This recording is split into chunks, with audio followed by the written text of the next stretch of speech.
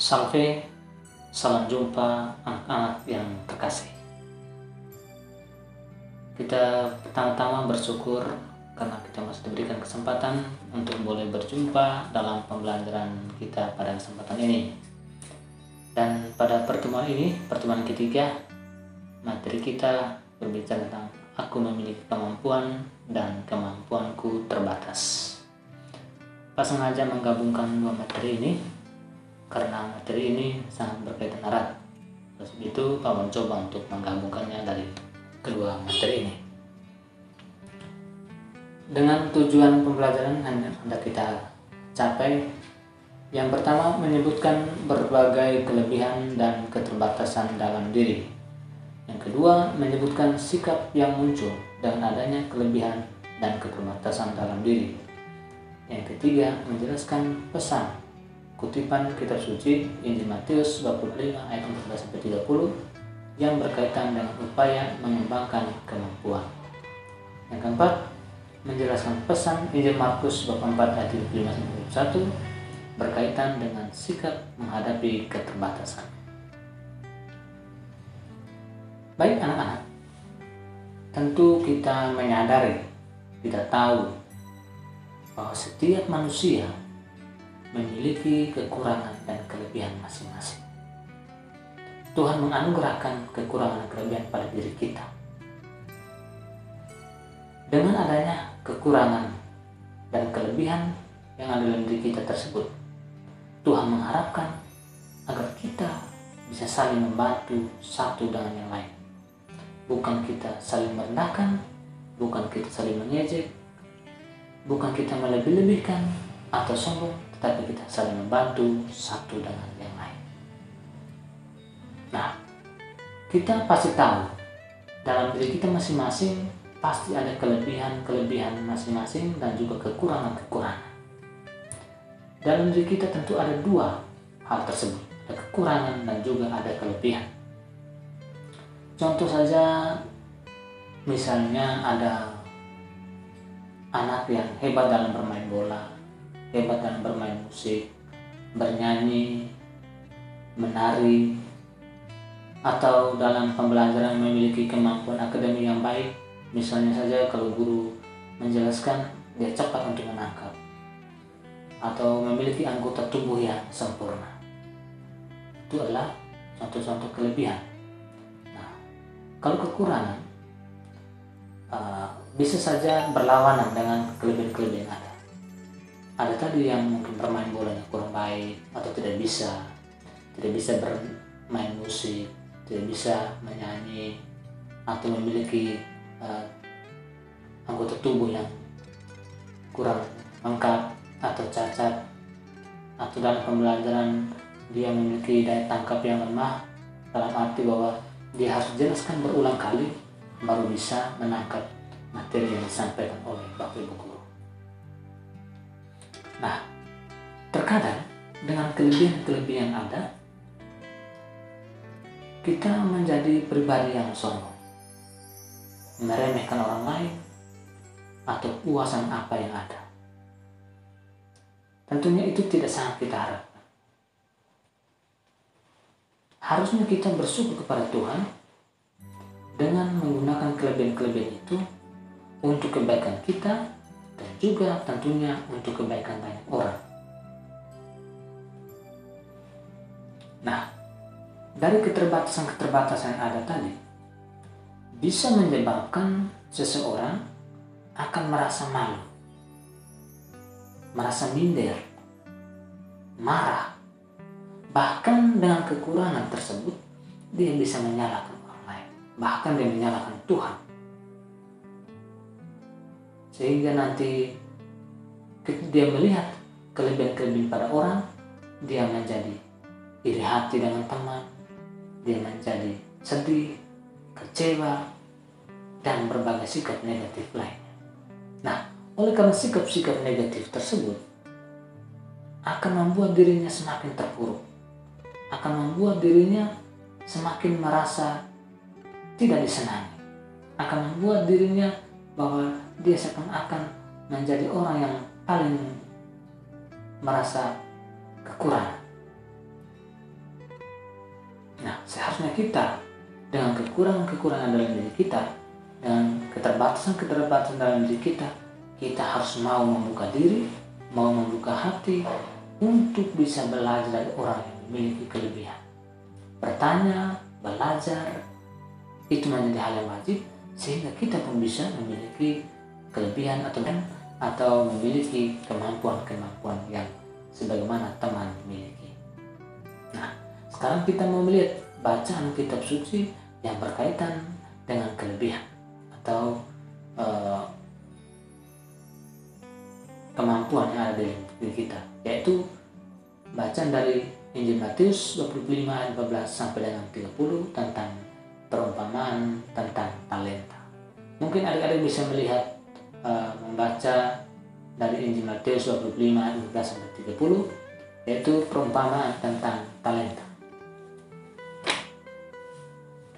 Anak-anak sekalian, dalam bacaan tadi, perumpamaan tentang talenta, ada hal-hal yang mau kita hal-hal yang mau ditegaskan atau hal-hal yang mau kita pelajari bersama. Talenta itu kata lainnya bakat, keunggulan, kelebihan yang ada dalam diri setiap kita. Dan bakat atau keunggulan tersebut merupakan pemberian dari Tuhan, atau boleh kita katakan sebagai anugerah yang Tuhan berikan. Dan anugerah itu diberikan Tuhan kepada kita dengan cuma-cuma. Tanpa kita minta, Tuhan sudah menganugerahkan bakat tersebut dalam diri kita sejak kita dalam kandungan.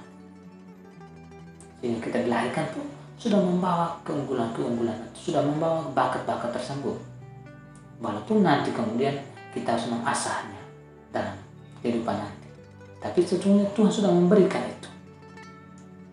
Manusia memiliki talenta yang berbeda-beda atau memiliki bakat yang berbeda-beda satu dengan yang lain. Oleh sebab itu, kita sebagai manusia harus saling melengkapi satu dengan yang lain. Bacaan Matius tadi 25-30 perumpamaan tentang talenta menegaskan bahwa yang pertama, Tuhan memberikan talenta berbeda-beda kepada setiap manusia. Tadi kita lihat ada yang 5 talenta, ada yang 2 talenta, dan ada yang 1 talenta. Semuanya itu Tuhan yang memberi. Semuanya itu Tuhan yang menganugerahkan. Tidak ada dia bilang langsung dari dia pun sendiri. Tuhan yang menganugerahkan talenta itu kepada kita. Yang kedua, dengan talenta yang Tuhan berikan tadi, kita diharapkan untuk mengembangkan talenta yang sudah ada pada kita tersebut. Jangan sampai talenta tersebut kita matikan atau kita tidak gunakan, kita tidak kembangkan dengan baik. Tuhan sangat mengharapkan agar talenta tersebut kita kembangkan dalam kehidupan kita sehari-hari.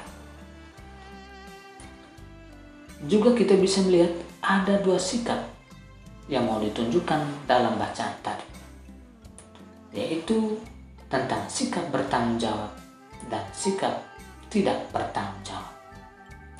Sikap bertanggung jawab dapat kita lihat pada hamba yang memiliki 5 talenta dan 2 talenta. Jadi Tuhan memuji mereka. Baik sekali perbuatan, oleh karena engkau telah menghasilkan laba 5 talenta. Lalu hamba yang kedua juga begitu. Baik sekali perbuatan hambaku, karena engkau telah menghasilkan 2 talenta. Marilah ikutlah perjamuan bersama Tuhan. Itu adalah sebuah bentuk pujian kepada hamba yang menjalankan talenta-talenta. Nah, oleh sebab itu, anak-anak sekalian, setiap talenta yang Tuhan berikan kepada kita, Tuhan menuntut agar kita mampu menjaga dan mengembangkannya.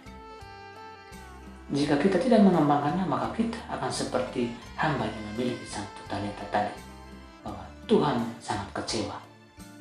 Dimana ketika Tuhannya datang, dia mengatakan, Tuhan, aku tahu bahwa Tuhan adalah orang yang kejam. Jadi talenta yang Tuhan berikan kepadaku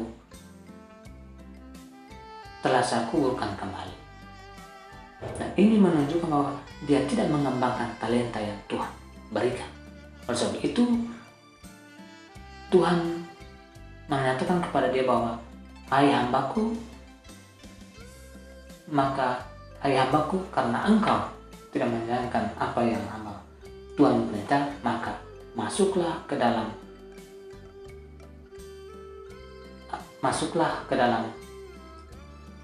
kegelapan yang paling gelap. Itu merupakan suatu bentuk siksaan, suatu bentuk kekecewaan yang Allah berikan, yang Allah rasakan. Sehingga dari kekecewaan itu hamba tersebut mengalami penderitaan. Nah, begitu pun dengan kita. Jika kita tidak melakukan apa yang dikehendaki oleh Tuhan, atau kita tidak mengembangkan apa yang Tuhan berikan kepada kita, yaitu talenta tadi, maka kita akan merasa kesusahan. Salah satu contoh, misalnya, kalau kita diberikan kesempatan untuk belajar, tetapi kita tidak belajar, maka pasti kita akan mendapatkan nilai yang jelek. Atau orang tua sudah membiayai kita untuk bersekolah, tapi kita sekolahnya hanya main-main saja, maka tentunya kita tidak akan memperoleh nilai yang baik. Kita bisa tidak naik kelas, ataupun bisa dikeluarkan dari sekolah. Nah, itu menandakan bahwa kita kurang menghargai talenta yang telah Tuhan berikan kepada kita.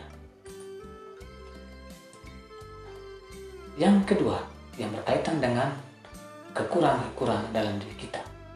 Kita bisa melihat dalam bacaan Markus bab 4 ayat 35 sampai dengan ayat 41 tentang angin ribut direndahkan. Nah, dalam bacaan tadi menggambarkan bahwa Yesus melakukan perjalanan bersama dengan para muridnya dengan menggunakan perahu.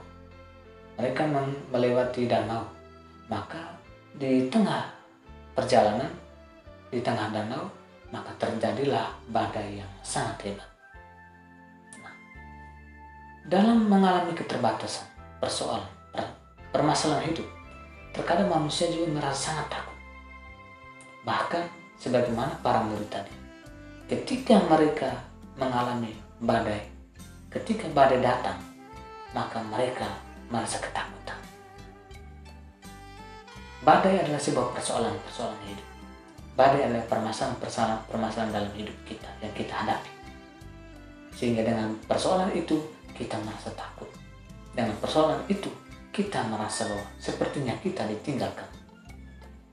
Nah, sebagaimana para rasul tadi, mereka mau datang kepada Tuhan, datang membangunkan Yesus yang masih dalam tidurnya, dan mereka membangunkan Yesus. Sesungguhnya mau menggambarkan para murid ketika mengalami persoalan, mereka mau datang kepada Yesus. Nah, kita juga diharapkan demikian. Ketika kita mengalami persoalan, datanglah kepada Yesus. Datanglah kepada Tuhan dalam doa-doa kita.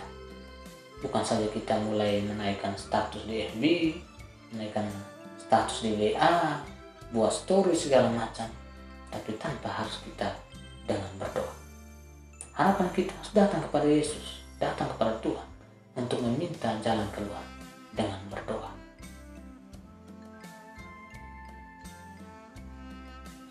Bahkan terkadang dalam menghadapi persoalan kita mulai menyalahkan orang lain, sampai-sampai kita juga menyalahkan Tuhan.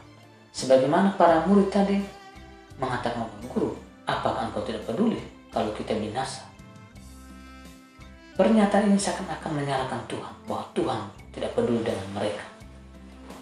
Tuhan tidak peduli dengan apa yang sedang mereka alami. Tapi sesungguhnya tidak. Kita yang membutuhkan Tuhan. Harusnya kita yang harus datang kepada Tuhan. Setiap persoalan yang datang, Tuhan tidak pernah menutup mata. Tapi Tuhan selalu bersedia untuk mendengar ketika kita mau datang kepada Dia. Maka Tuhan pasti akan membantu kita karena kita datang kepada. Jangan pernah kita mengandalkan kekuatan diri kita sendiri dalam menghadapi kekurangan. Mintalah bantuan kepada sesama jika kita mengalami ketidaktahuan atau mengalami keterbatasan. Bertanya kepada mereka, belajar dari mereka, sehingga dari kekurangan kita bisa mengalami, kita bisa menjadi sama dengan mereka, atau paling tidak kita bisa mengetahui apa yang mereka ketahui. Sekian anak-anak materi kita pada kesempatan kali ini.